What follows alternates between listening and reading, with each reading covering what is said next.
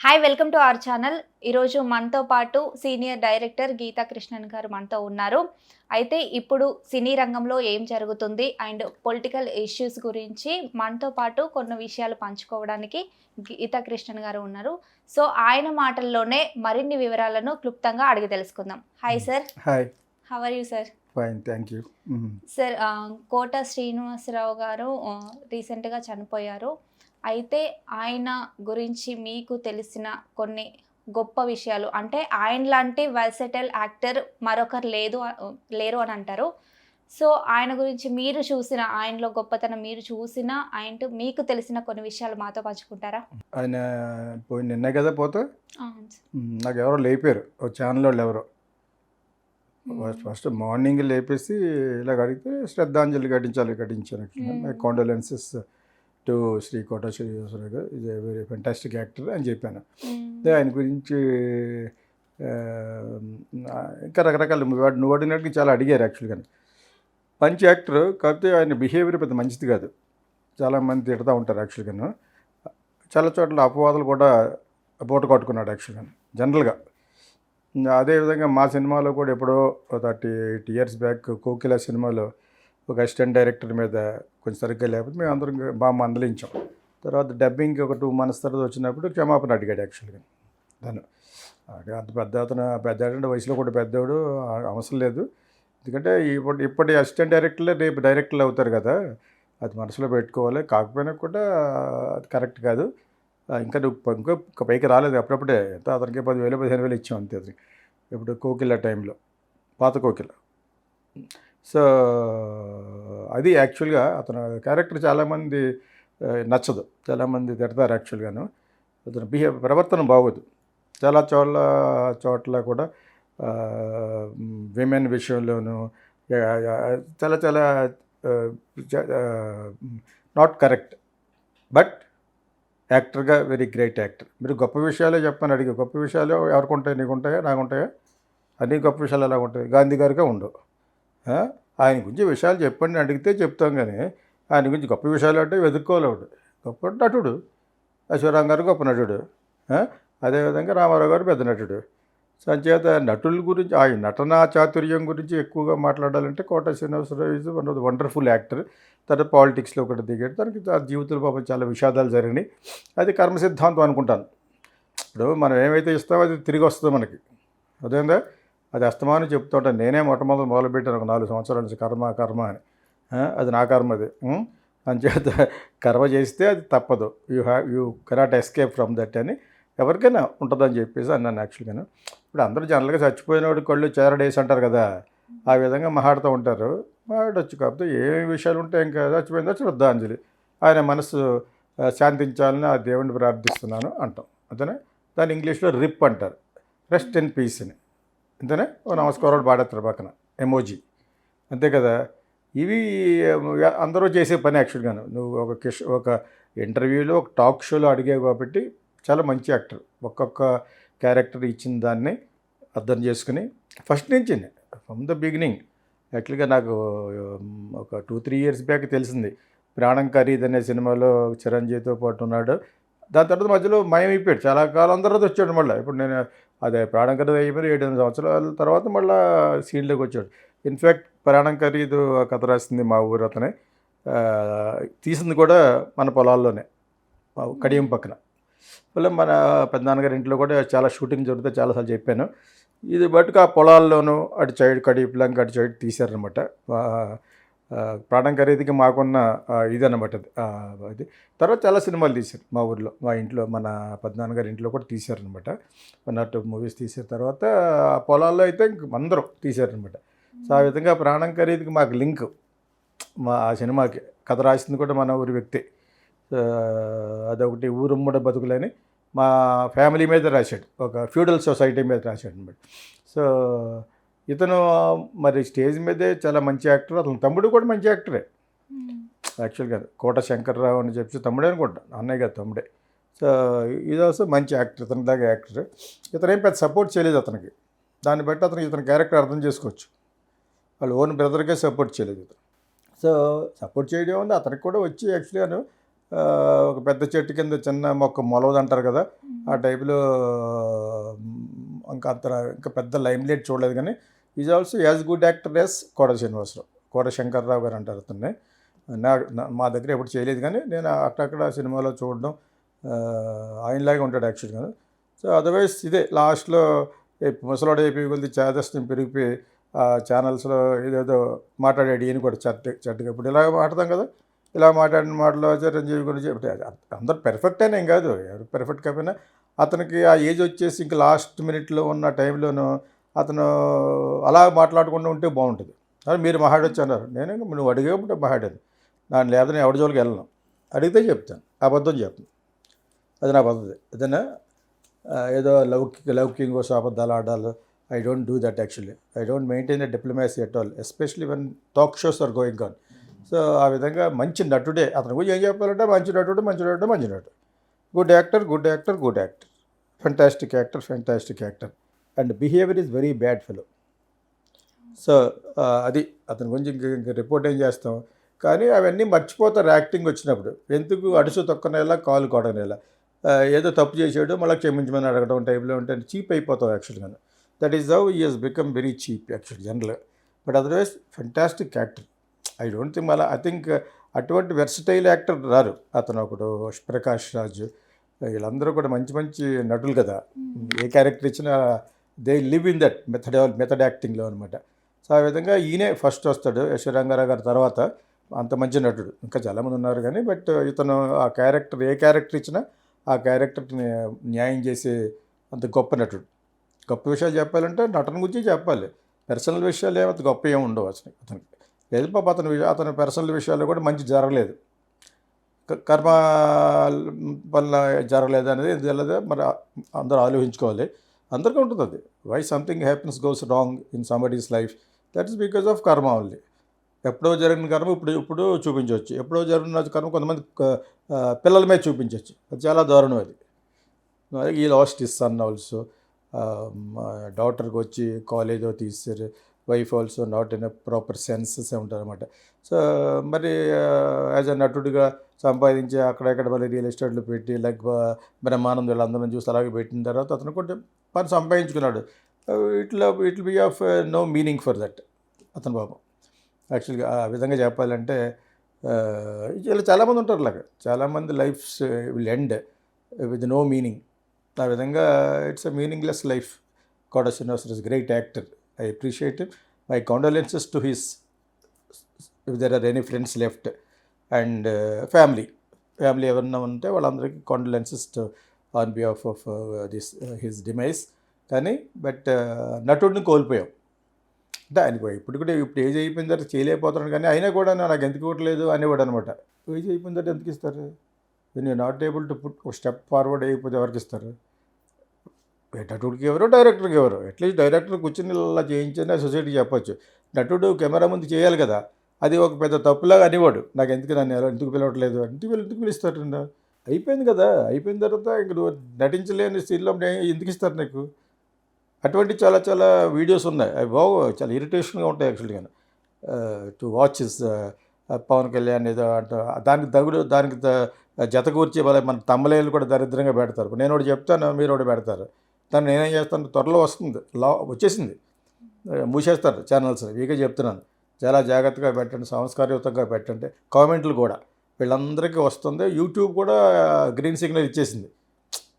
మళ్ళీ రిపీట్ చేస్తే ఒకసారి పెడతారు, నాది 100 సార్లు పెట్టారనుకోండి, ఇంకో 10 సార్లు పెడితే దానికి మానిటైజేషన్ అవ్వదు. ఇప్పుడు అన్నీ వచ్చేసినాయి అని తెలుసుకోవాలి. అందరి ఛానల్ కోసం చెప్తున్నాను యాక్చువల్గాను. తమిళైన్లు మరీ వాక్వర్డ్గా పెట్టకూడదు. నేను ఎప్పుడు కూడా వాక్వర్డ్గా నిజం మాట్లాడతాను, కానీ దాన్ని వీళ్ళు చాలా వక్రీకరించి పెడతా ఉంటారు తమిళైన్లు. అలాగే అతను కూడా పెట్టారు, అతను మామూలుగానే మాట్లాడి దానికి జత చేర్చి ఇక చాలా జాగ్రత్తగా పవన్ కళ్యాణ్ నువ్వు అంత నటుడు అవ్వలేవు, అతను 100 కోట్లు తీసుకుంటున్నాడు, వాట్ ఆర్ యూ బ్లాబరింగ్, ఇటువంటి మాట్లాడుతుంటాడు యాక్చువల్గా. నేను ఒకసారి చెప్పాను, మా ఫిలింలోనే గొడవ అయినప్పుడు, నువ్వు కొంచెం ఇచ్చేసుకోకపోతే నీ క్యారెక్టర్ తీసుకోవద్దని వాడతా అని చెప్పాను కోకిల్లో. మళ్ళీ లేదని చెప్పేసి అప్పటికప్పుడే ఏడు చేసి మళ్ళీ యాక్ట్ చేసి మళ్ళీ 2 నెలల తర్వాత డబ్బింగ్ తర్వాత వచ్చి ఈ సినిమాకి పనిచేసిన అందరికీ ప్రొడ్యూసర్లు అందరికీ తెలిసేది. మెడ్రాస్లో 39 years బ్యాక్ ఇది జరిగింది ఏవిఎంలో. సో క్లైమాక్స్ తీస్తున్నాను నేను ఇప్పుడు. అందరూ ఉన్నారు, శోభన, నరేష్, శరత్ బాబు, రంగనాథ్, మొత్తం ఒక 50 మంది రౌడీలు తీస్తున్నాం నైట్ అంతా. అలా 2-3 నైట్లు తీస్తుంటే అప్పుడు ఈ మనకి మనోడికి బాగా ఒక విధమైనటువంటి మూర్ఖత్వపు గర్వానికి ఒక ఇది ఉండాలి యాక్చువల్గా. అది లేదు యాక్చువల్గా. నేను చాలాసార్లు మళ్ళీ తర్వాత కలిసినప్పుడు చెప్పాను, ఏదో ఒక చోట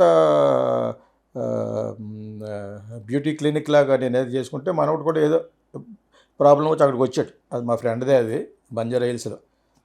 తర్వాత చూసాడు చాలా కాలం తర్వాత. నేను ఆ జరిగిన తర్వాత మళ్ళీ క్యారెక్టర్ ఇవ్వలేదు అతనికి. నేను చేసిన 7-8 సినిమాల్లో ఇవ్వలేదు. మళ్ళీ వద్దనుకున్నాం అన్నమాట. అప్పుడు మంచి నటుడే, కానీ అతను ఆ ఇన్సిడెంట్ తర్వాత వీ డెంట్ ఫీల్ లైక్. అలాగే చాలామంది అతను అవాయిడ్ చేస్తారు. ఇంకా హార్ట్ బట్ పొజిషన్ ఉంటే ఇచ్చేవారు, కానీ చాలామంది చిరంజీవి వీళ్ళందరూ కూడా అవాయిడ్ చేశారు. అది కాదు, ఎదురుకుండా చెప్తారు పోయాడు చాలా గొప్పవాడు అంటారు, కానీ మిగతా జరిగేవన్నీ ఇలాగే ఉంటుంది. అదే నేను నిజం మాట్లాడతాను కాబట్టి చెప్తున్నాను. అతను ఈ విధంగా చాలామంది అవాయిడ్ చేశారు. వాళ్ళు కొట్టేసి ఆ ప్లాట్ఫామ్ మీద కొట్టేశారు, అక్కడ కొట్టి ఇక్కడ కొట్టేసి అన్నీ చాలా చేశారు యాక్చువల్గా. So but anyway we miss great actor. ఆయన హెల్దీగా ఉండుంటే మిస్ కాకపోదాం. లాస్ట్లో ఇంకా 3 years నుంచి is not at all good. దాన్ని కూడా బ్లేమ్ చేసేవాడు. Why are you not giving met, why will they give you? ఎవరు డబ్బులు వేస్ట్ చేసుకుంటాడు? నేను ఆడ కూర్చోబెట్టి దర్శకుడైనా అయితే నటనే అంతే, చేయగలిగితే ఇస్తారు. అది ప్రాక్టికల్గా ఆలోచించాలి. కానీ నేను కూర్చుని నాకు ఎంత డబ్బులు ఉంది, అంత డబ్బులు ఖర్చు పెట్టుకో. నువ్వే సినిమా తీసుకోపోని, కెమెరా నీ మీద ఫిక్స్ చేసుకుని. అంతేగాని ఇవ్వట్లేదు అని బ్లేమ్ చేసేవాడు చాలాసార్లు యాక్చువల్గా. అది కోట శ్రీనివాసరావు గారు నాకు అభిమానం లేదని కాదు, అతని యొక్క పరిపక్వత లేని మాటలు మాట్లాడుతూ ఉంటాడు. అంత ఏజ్ వచ్చిన తర్వాత కూడా మాట్లాడేవాడు. వెతుక్కోండి, యూట్యూబ్లో ఉంటాయి. అవన్ చిరంజీవి, అవన్ పవన్ కళ్యాణ్, అందరి గురించి మాట్లాడాడు. లాస్ట్లో ఇంకా సందీప్ యాలాపంలాగా చాలా ఎక్కువ మాట్లాడేసాడు యాక్చువల్గా. బట్ అతనుకున్న నటనా చాతుర్యానికి కంపేర్ చేస్తే దానికి పోలికుండదు. అంత గొప్ప నటుడు. ఆ పాత్ర ఇవ్వాలి, కానీ జంధ్యాల గారు రాసేవారు అప్పుడప్పుడు.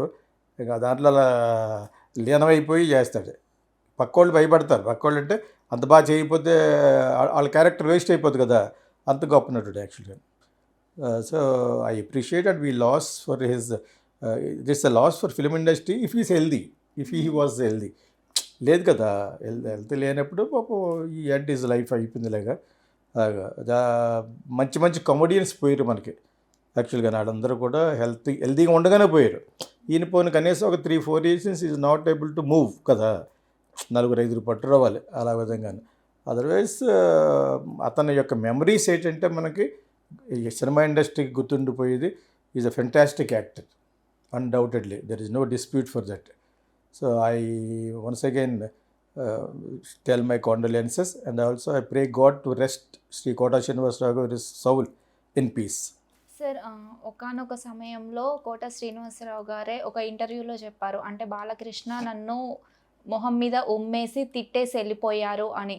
అంటే అంత పెద్ద యాక్టర్తో బాలకృష్ణ ఎందుకు అలా ప్రవర్తించాల్సి వచ్చింది సార్? సో అతను చెప్పుకోకపోతే తెలియదు మనకి యాక్చువల్ కదా. లిఫ్ట్లోనే ఎక్కడో కనపడగానే ఇతను ఉమ్ము వేసాడు అని దాన్ని ఇంకా చాలా వక్రీకరించి కాంటరగించి ఉమ్ము వేసాడు. ఆ టైప్లో అది విజువలైజ్ చేసుకుంటే దరిద్రంగా ఉంది.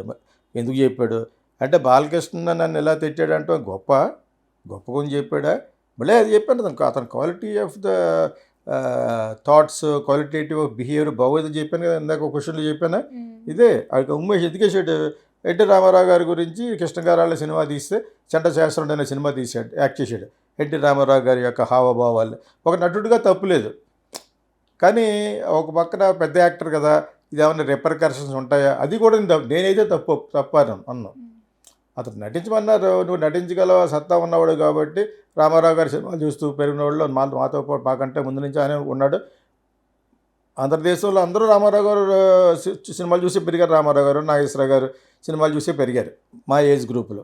అదేవిధంగా అక్కడ ఎంజీఆర్, శివాజీ గణేష్, కన్నడ రాజ్ కుమార్ గారు, ఇలాగ అక్కడైతే ప్రేమ్ నజీర్ మలయాళం, వీళ్ళందరూ టాప్ స్టార్స్. మీరు వచ్చేటప్పుడు లేరు, వెళ్ళిపోయారు టాటా.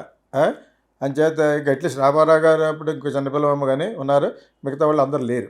సో రామారావు గారు అంటే ఒక గౌరవం ఉంటుంది.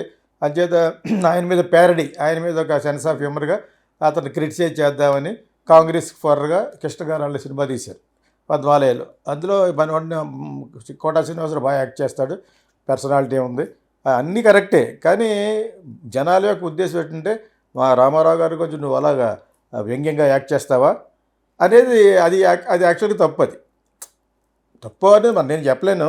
బట్ అది అతనికి తెలియాలి, ఎవరికి నేను చేస్తే ఇటువంటి రిపర్కర్షన్స్ కాన్సిక్వెన్సెస్ ఉంటాయని కోటా శ్రీనివాసరావుకి తెలియాలి. వాళ్ళకి తెలుసు. వాళ్ళు కావాలని చేస్తున్నారు కాంగ్రెస్ ఫర్గా కృష్ణ గారు వాళ్ళు. కృష్ణ గారు ఎప్పుడు కూడా పోటీ పడుతూ ఉంటాడు. దేవదాస్కి ఎగనెస్ట్గా దేవదాస్ తీశాడు, దానవీర సూరకర్ణకి ఎగనెస్ట్గా కురుక్షేత్రం తీశారు, ఫ్లాప్లే. రామారావు గారు హిట్ దానవీర సూరకర్ణ. సో దానికంటే 4 రెట్లు ఎక్కువ ఖర్చు పెట్టి కురుక్షేత్రం కృష్ణ శోభన్ బాబు మొత్తం బ్యూటిఫుల్గా తీశారు. అదేవిధంగా దేవదాస్ కంటే బాగా కాస్ట్లీగా తీశారు విజయనిర్మల డైరెక్షన్, అది ఫ్లాపే. రామారావు గారు ఎదురుకుండా ఒక ఫ్లాప్, నాగేశ్వరరావు గారు ఎదురుకుండా ఒక ఫ్లాప్. అయినా జడ్ ఆయన కృష్ణ గారు అవన్నీ సాహసాలు చేస్తున్నాడు. ఇదొక చిన్న సాహసం.